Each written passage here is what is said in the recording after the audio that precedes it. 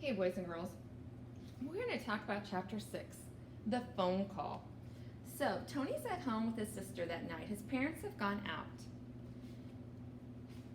And of course, he and his sister are not getting along. And the phone rings. And they're kind of bickering and arguing, okay? So on page 66, it says, "Thanks a lot, Miss MTV." So he's calling his sister Miss MTV, which is a metaphor referring to the TV station MTV, music television. Now, he's talking about teenage germs and says the deadliest in the world. Now, that, of course, is a hyperbole, an extreme exaggeration, okay? Teenage germs are not the deadliest in the world.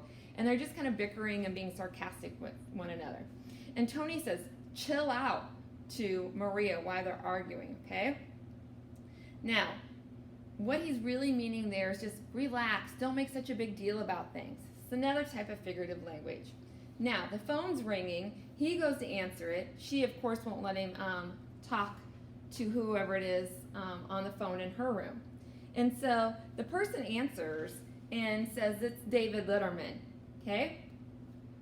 But you can call me Dave." And he makes a sarcastic comment back, says, "Yeah, right, I'm Bond, James Bond. You can call me Jim." And so David Letterman's trying to get him convinced that it's him.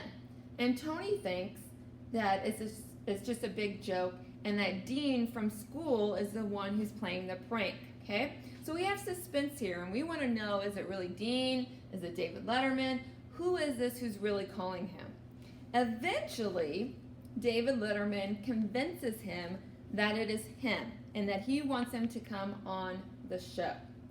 Now, when David Letterman's doing this, the comments made that David Letterman's talking, and he's talking about he saw him on ESPN being interviewed. Tony does. And he says, "And boom."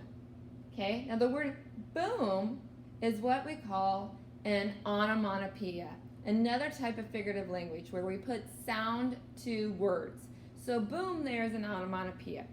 So David Letterman's convinced Tony that it's really him, and Tony is going to be going to New York City to be on the David Letterman show. And of course he has to have his parents' permission. And he tells David, "Hey, they're not home, they'll be home later, call back."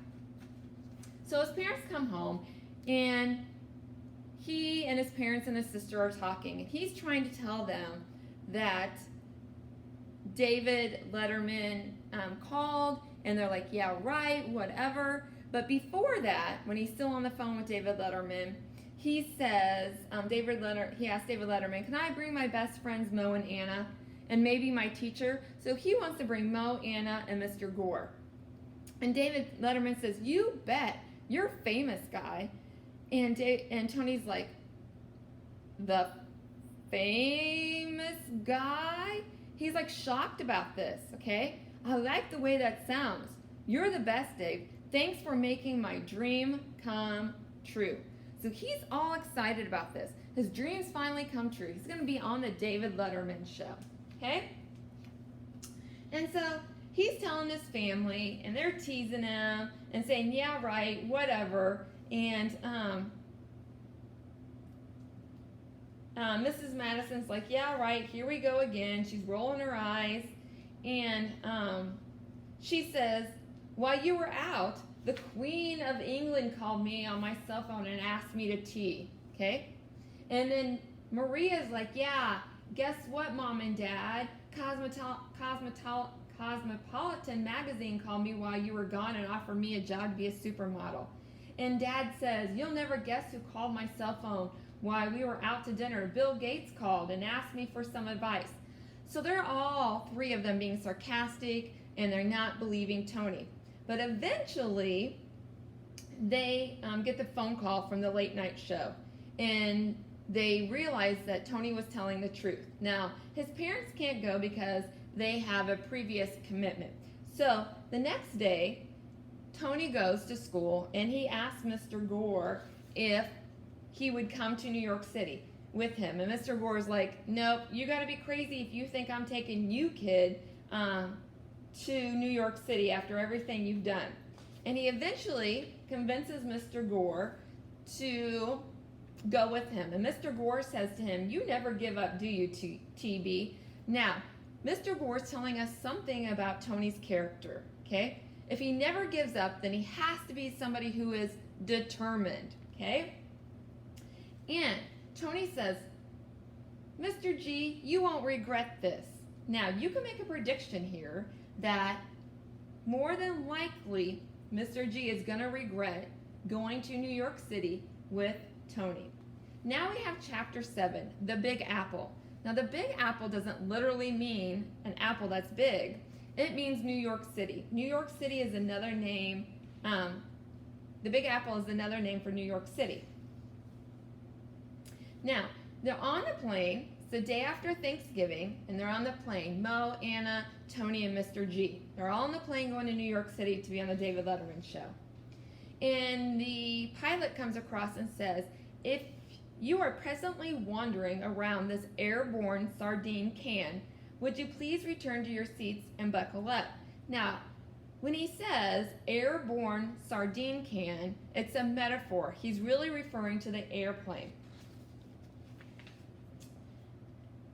And Mo is not having such a great time on the airplane, okay? He's not feeling very good on this airplane. It's okay, Mo, Anna said in a soft, comforting voice. You probably won't feel a thing, okay? So he's really like anxious on this plane. He's not feeling well. Anna's trying to comfort him. Once again, this is a characterization of Anna and what type of person she is. And panic fills Mo's eyes. He sat up in his seat, twisted his body, and scanned the airplane cabin. His troubled eyes settled on a curled-up body sprawled out on three seats at the back of the cabin. Mr. Gore, make them shut up, okay? So he's not feeling good. And it says, he can't hear you, Tony says about Mr. Gore. He's sleeping like a baby. Now that is a simile. When you use like or as to compare things, it's a simile. So they're saying how Mr. Gore's sleeping is like a baby. Now, they're on the plane and they have turbulence. And the captain comes on again and he says, well, that was quite a ride, just like a bucking bronco, but I tamed the beast. Now, he's talking about the plane and the turbulence, okay? So once again, that's a metaphor. A simile when he uses like or as to compare something. So he's comparing that turbulence, the way that the plane is bouncing around, to a horse, a bucking bronco. Then it says, I tamed the beast. This is a metaphor, okay? He's calling the airplane a beast. A metaphor is when you don't use like or as to compare things. Now, Anna's saying about,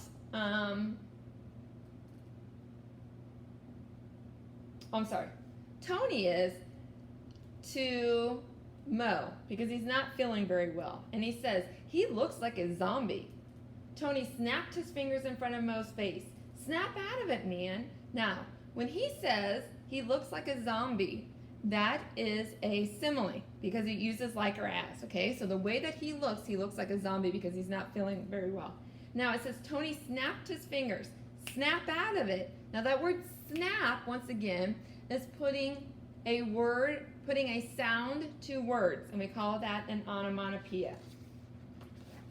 Now, eventually, the flight attendant comes over to check on Mo, okay? And she starts making jokes, and it says, I mean, is he going to fill up his air sickness bag? You mean barf bag, Tony says. I mean, is he going to be the Archduke of Puke? She makes a rhyme there, okay? And then, hey, you're pretty cool, Tony says to the stewardess, the airline attendant.